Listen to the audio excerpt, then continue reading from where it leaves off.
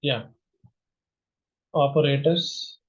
Operators is nothing but, so these three operators, four operators, you know very well.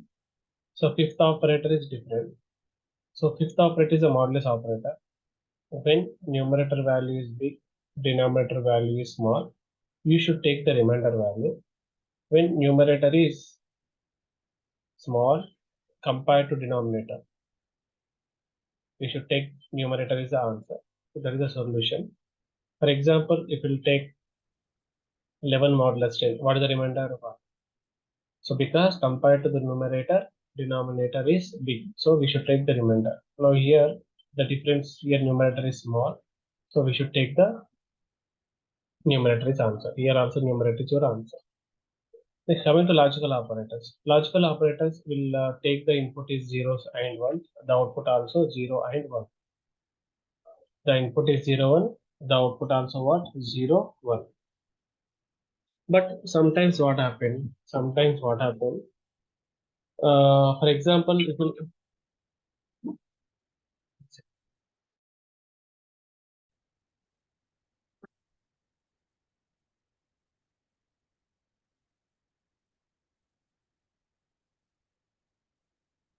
yes, logical operators here.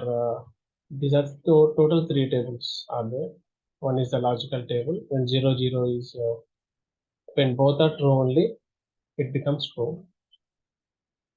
In logical R operator, when 0, 0, it is 0. So remaining all the situations, it is 1, right? So here they given one example. So A logical OR operator B.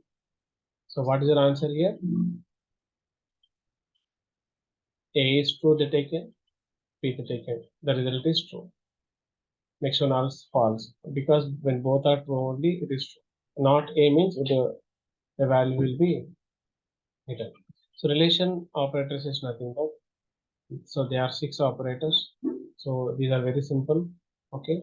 When the condition is satisfied, it will take any input, but it will produce only 0 or 1 is our output. 0 or 1. That's it. Assignment operators is nothing but they will give you in the form of like this: a plus equals to 1, a minus equal to 1. You have to extend it to a equal to a plus 1, a equal to.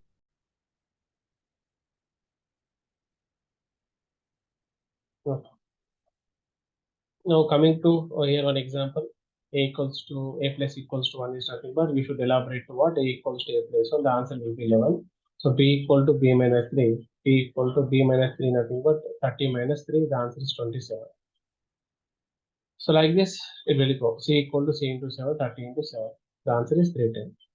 So conditional operator, you know very well, students. So here expression 1, question mark, expression 3, expression 3 written. So any expression 2 also you can buy.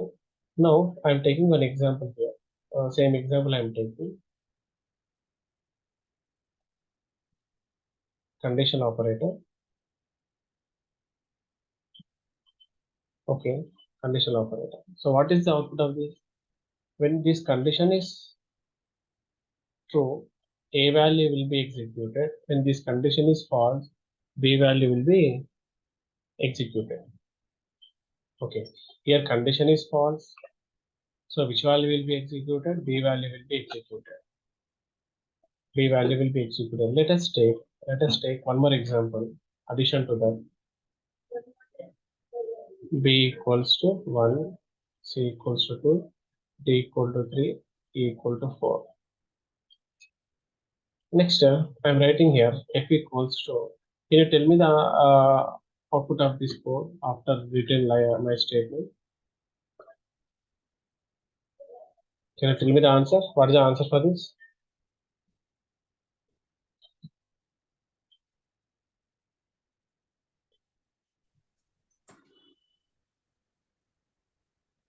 Answer, please. 10. 10. 10 is your answer.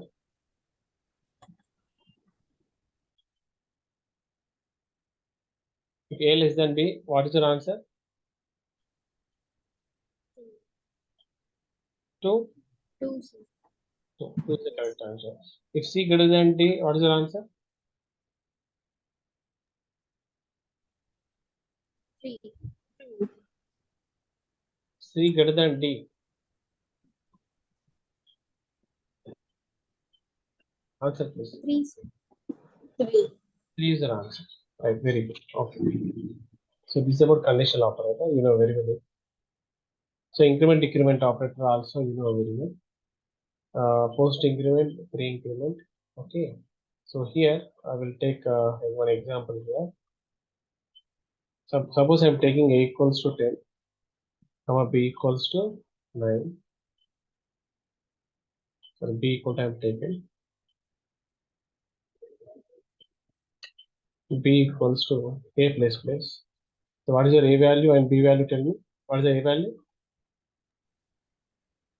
11. B value will be 10 only. Yes or no? Post increment is nothing but the value will not increment. First the value will be assigned to B. Then after A will be incremented by 1. So same thing for if the operator will come before, both will be incremented to 11. The values will be assigned to 11. So this is the post increment and pre increment. Okay. Next, bitwise operators. So bitwise operators, you know very well, the students, bitwise operators.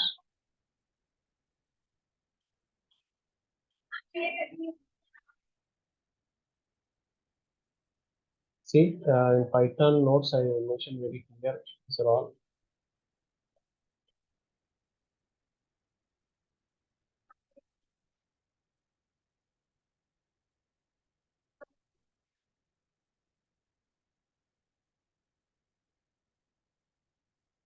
Yeah. Here, bitwise operators. For example, see this one. A bitwise and B. A bitwise and B. A equal to 4, B equal to 5. You have to convert 4 into binary, 5 into binary. After that, here you have to apply logical AND table. Here you have to apply logical AND table for these two numbers, for these two binary numbers. So 0, 1, 0. For bitwise AND, you have to apply logical AND table. And you will get the number is 4. After applying logical timetable, you will get 0100. You will convert it to again decimal. The answer is equal to 4. Same thing here, but here you have to apply for bitwise OR, you have to apply logical OR table. Here for exclusive OR, you have to apply here exclusive OR table. Exclusive OR table. Okay. So this is about bitwise AND, bitwise OR, bitwise exclusive OR. So coming to right shift, left shift. Here right shift is nothing but you have to convert 8 number towards right 2 bits. Here 8 you have to convert right how many bits? 1 bit. Okay, 1 bit you have to move right side. So here two positions. So these positions are already empty actually. Okay. After shifting 2 bits to here means the positions actually have right here, 1 here, 0 will here. So in order to get overcome this confusion, I have taken one more. So after shifting 1, so the place will be here only, right? This place, right? After shifting this 0, the position will be here, right? So that's why I'm moving directly here. 1 shifted to here, 0 shifted to here. Here 2 zeros are again pending, just delete it. Here 2 zeros will be added. For positive numbers, you have to add zeros. Here 8, right shift 1. Right shift 1, you have to move only 1 bit. So 8 is your number. After shifting 1, you got the number is 4. And direct formula also is there. Formula also is there. What is the formula? What is the formula? Tell me. Your number is 8 by 2 power. Here how many shifts here? 1. So what is the result you will get? 4. Right formula. Here what is your number? 8 by 2 square. 2 square. So what you will get here? 2. For this 2, multiplication rule. 2 into 2 power.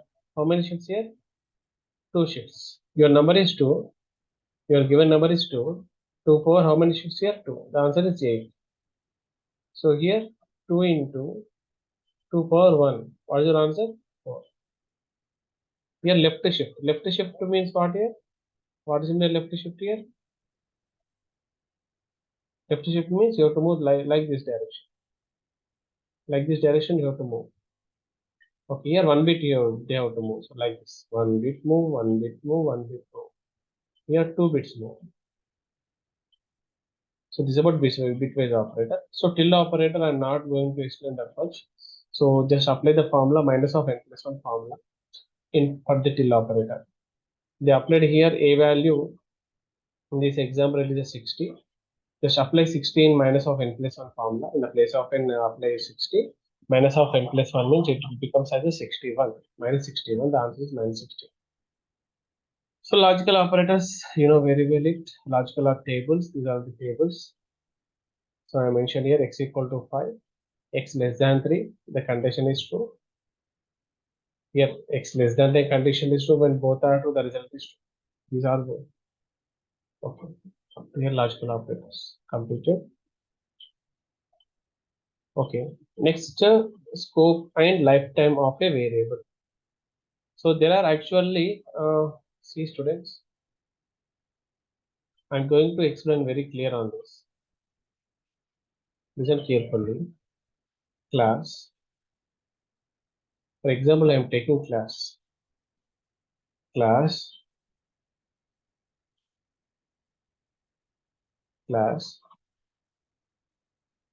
and class name. Here you can declare a variable. Here you can declare a variables. And in this also you can declare a variables.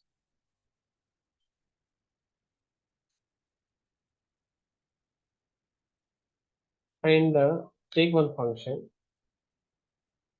The function name is add function. Add function. Okay.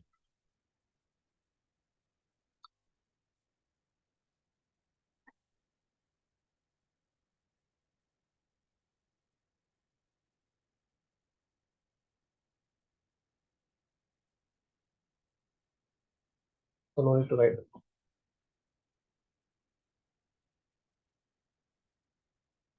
Add. Okay. We should call it. Okay. Here here one variable is there. Int x equal to 0.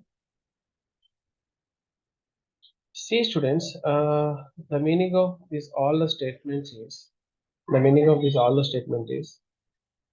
these two variables you can call as instance variables. These two you can call as instance variables. This variable is under main function. So you can use this variable under the main function only. This variable you can use in user-defined function only. User-defined function only. These you can use in main function only. These two you will use in any object. So this is the instance variable. Instance variable is nothing but, for example, for this class you created n number of objects. For n number of objects, these two variables will be copied. One instance will be go to that 100. Suppose we created 100 objects. For 100 objects, these variables will go. These variables will go. These variables will go. These instance variables. But these variables will not copy. These variables will not copy. Instance variable is different. So these variable you can use within the main function only. These variable you can use within the add function only. The scope of this particular variable till this function. The scope of this particular variable till main function. The scope of this instance variable till to the all objects. All objects. Try to understand all objects. For which object we created, for all it will come. Okay. Next thing. The syntax errors we'll see later one by one. Okay, we'll solve the problem. Okay. Just I am telling the definitions. Okay. This is not required. So here also this is the instance variable. So this is your local some function that taken, and this is your main function. Okay, in main functions, you are accessing this instance class mc.r equals to 1.1. So mc.r equal to it's an instance variable. For this object, you assigned it. For this object, dot the property name equal to 1.1. It's an instance variable. And when you are calling it, it's an instance variable data for this object. mc.getArea is nothing but this function will execute. So in this, you return some values, and this r value also you can use inside, and the result will come and that will be displayed. And this is about precedence of operator. Just see everyone. Just see that operator precedence. When in an expression, it will come like 3 plus 3 into 2. Which one will execute? 3 into 2 first will execute. After that, this will be executed. Next 3 into 3. After that, minus 2. 3 into 3 or by. So which is the greater precedence here compared to multiplication only. After multiplication only, division operator will execute. 3/2. Yeah, like that. Like that, you do all the things. Here both are having same. Here compared to place, both are having same priority. So at that time, what you should do? You should apply the associativity. When the operator, both operators are same, which one? Left to right. Left to right means what? Associativity. Here the question is when multiplication of compared to plus multiplication operator is the highest precedence, but multiplications operators are here. Okay. So we should go for left side or right side. So that is important. Left side operator first will be executed. After the right side part will be executed. This is a confusion. Which one we have to execute? So we have to apply the associativity rule. So my voice break is also. If now, one second. Okay. Okay. Division operator first will execute. After that, one plus next minus. So like this it will. So please solve this like this problem. It would a solution. One by one you solve. And what is the answer will come? First, don't execute the code. See that one by one. Next, implicit type conversions, explicit type conversion, automatic type conversion. Implicit type conversion is nothing but, for example, see, a data type of lower size is assigned to the data type of higher size. అంటే దీని meaning ఏంటి అంటే ఇక్కడ మీరు గుర్తుపెట్టుకోవాలి. Yes, this one. So you should follow the order. Float having 4. So these order you should follow. Which one having the highest size? Which one having the lowest size? So according to that, we are going to learn this topic.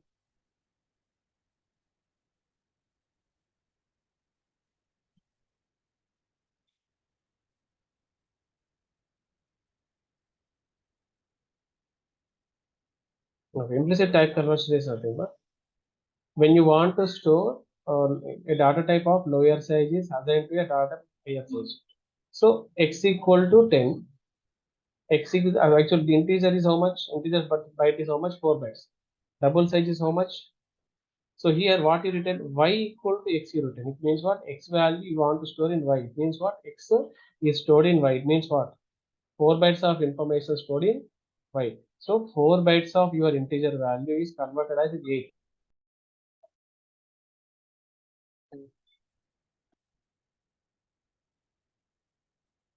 So like that remaining you do just follow the theory part and you will understand. Explicitly, implicitly is nothing but small box you can keep in big box. That is an implicit conversion.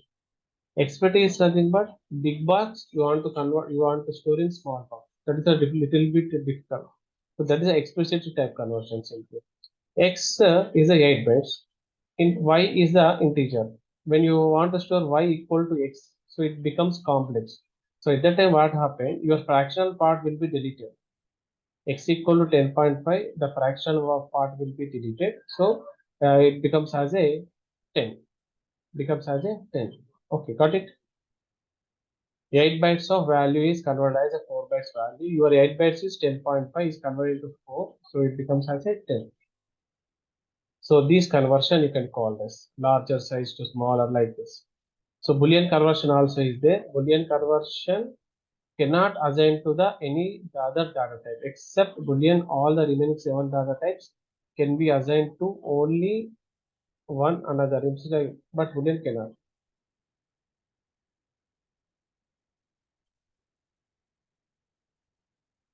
So Boolean you cannot convert to any other. So because it is showing the errors, you cannot convert students. Okay. So automatic type conversion also same thing, just assigning the values. There are two syntaxes are there. So like this you can convert, like this also you can convert. X variable double value you want to convert into integer. In this you have to specify the which for which data type you want to convert. That you have to mention. Okay.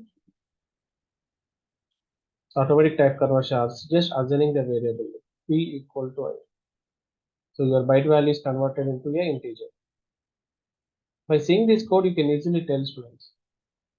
So enum is not required for you presently. So I am not going to explain this enum. Just skip this one. So students, I am not going to explain this.